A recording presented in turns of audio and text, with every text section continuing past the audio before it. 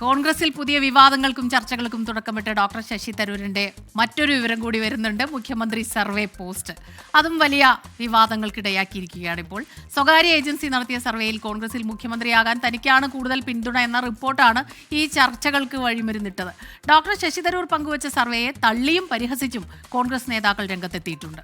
നേതാക്കളുടെ പ്രതികരണങ്ങളിലേക്ക് നമുക്ക് ആദ്യം പോകാം. ഇഷ്ടംപോലെ സർവേ എല്ലാ ദിവസവും വരുന്നുണ്ട്. നമ്മൾ ചിലത് കാണും, നമ്മൾ ചിലത് കാണില്ല. ഇതേതാന്ന് എനിക്ക് മനസ്സിലായില്ല.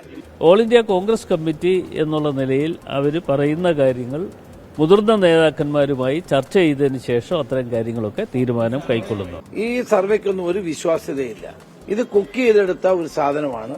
അത് നമ്മളാരും കയറി പിടിക്കേണ്ട ആവശ്യമില്ല. അതിനെ BJPയുടെ കേന്ദ്രത്തിൽ നിന്നാണ് ഇത് പുറത്തു വന്നതെന്നാണ് എനിക്ക് മനസ്സിലാക്കാൻ കഴിയുന്നത്. അധികാരം പിടിച്ചെടുക്കുക എന്നുള്ള ലക്ഷ്യമായിട്ടാണ് പാർട്ടി മുന്നോട്ട് പോകുന്നത്. കേരളത്തിൽ വിറക് വെട്ടുന്നവരും വെള്ളം കോരുന്നവരുമായിട്ടുള്ള നേതാക്കന്മാരുണ്ട്. അവർ മുഖ്യമന്ത്രി ആയിക്കോളും. സലിം മാലിക് ചേരുന്നുണ്ട് വിവരങ്ങളുമായി. വിവിധ പ്രതികരണങ്ങൾ നമ്മൾ കണ്ടു. കെ മുരളീധരന്റെ പ്രതികരണം കണ്ടു, അല്ലെ? പലതരത്തിലുള്ള നേതാക്കളുണ്ട്, അതൊരു പരിഹാസം അതിലുണ്ട്. അപ്പോൾ ആ രീതിയിലാണ് ചിലരാണെങ്കിൽ അതിൽ കയറി പിടിക്കേണ്ട, ആ വള്ളിയിൽ കയറി പിടിക്കേണ്ട എന്ന് തീരുമാനിക്കുന്നു. സലിം പറയൂ, മറ്റ് പ്രതികരണങ്ങൾ എത്തിയിട്ടുണ്ടോ? എല്ലാവരുടെയും ഒരു പ്രതികരണം എന്തെല്ലാം രീതിയിലാണ്?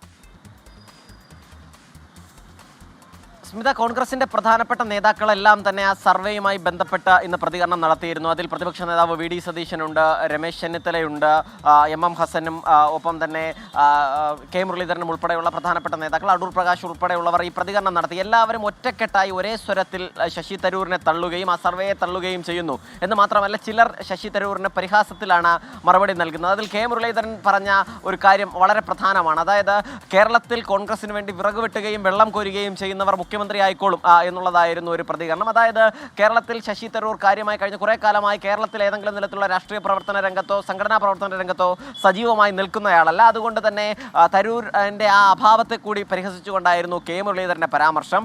MM ഹസൻ പറഞ്ഞത് നാളെ പ്രധാനമന്ത്രിയാകാൻ ആര് യോഗ്യൻ എന്ന സർവേയിലും അദ്ദേഹത്തിന്റെ പേരുണ്ടാകും, തന്റെ പേരും ഒരുപക്ഷെ മുഖ്യമന്ത്രി സർവേയിൽ താൻ കൊടുത്താൽ വരും എന്നതുൾപ്പെടെയുള്ള പരിഹാസങ്ങളാണ് MM ഹസനും കെ മുരളീധരനും ഒക്കെ നൽകുന്നത്. സർവേയെ പൂർണ്ണമായും തള്ളിയാണ് പ്രതിപക്ഷ നേതാവ് VD സതീശനും രമേശ് ചെന്നിത്തലയും അടൂർ പ്രകാശും ഉൾപ്പെടെയുള്ളവർ സംസാരിക്കുകയും ചെയ്തത്. നേരത്തെ രാഷ്ട്രീയകാര്യ സമിതി യോഗത്തിൽ രമേശ് ചെന്നിത്തല മാത്രമായിരുന്നു ശശി തരൂരിനെ ചേർത്ത് പിടിച്ചുകൊണ്ട് മുന്നോട്ട് പോകണം എന്നുള്ള നിലപാട് സ്വീകരിച്ചത്. ആ രമേശ് ചെന്നിത്തല പോലും ഈ വിഷയത്തിൽ തരൂരിനൊപ്പം ഇല്ല എന്നുള്ളത് പാർട്ടിയിൽ തരൂർ പൂർണ്ണമായും ഒറ്റപ്പെട്ടു എന്നതിന്റെ സൂചനയാണ്. ഏതെങ്കിലും നിലയിൽ ഒരു ഘട്ടത്തിലും ഒരു നേതാക്കളിൽ നിന്നുള്ള പിന്തുണയായോ പ്രവർത്തകരിൽ നിന്നോ ശശി തരൂരിന് പിന്തുണ ലഭിക്കുന്നില്ല. മാത്രമല്ല, ഈ സർവേ നടത്തിയ ഏജൻസി ഒരു തട്ടിക്കൂട്ട് ഏജൻസി എന്നുള്ളതാണ് കോൺഗ്രസ് നേതൃത്വത്തിന്റെ ഹൈക്കമാൻഡിന്റെ വിലയിരുത്തൽ. കേരള വോട്ട് വൈബ് എന്ന ഏജൻസിയും ട്വിറ്റർ അക്കൗണ്ടും എക്സ് ഹാൻഡിലും തുടങ്ങിയത് 2.5 മാസം മുൻപ് മാത്രമാണ്.